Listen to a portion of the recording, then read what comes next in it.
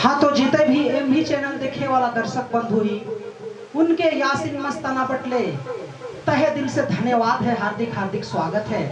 और चलो आज रावरिन कर बीच एक ऐसन कलाकार के लिए आए रावरिन देख सकिले, नन्ही सी छोटी सी परी, यानी कि आप लोगों की बेटी, आप लोगों की छोटी सी बहन अर्चना कुमारी। जी हाँ, इनका नाम है अर्चना कुमारी और दिखने में छोटी है पर आज पूरा झारखंड इनको सलाम करते हैं और पूरा झारखंड में इनका नाम है।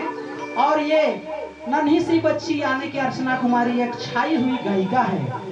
और चलिए आज अर्चना जी ऐसे गीत सुनाने जा रहे हैं आप लोगों को, और इनके साथ संगीत दे रहे हैं हमारे कीबोर्ड प्लेयर दिनेश दा, पैडिस्ट फुलेसर दा, और इधर देखिए हमारे झारखंड के सुप्रसिद्ध नाल वादक प्रकाश दा।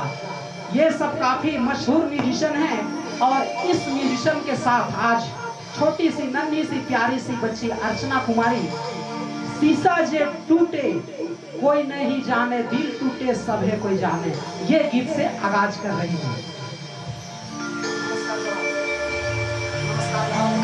नमस्कार जोहार। हाय रे दिला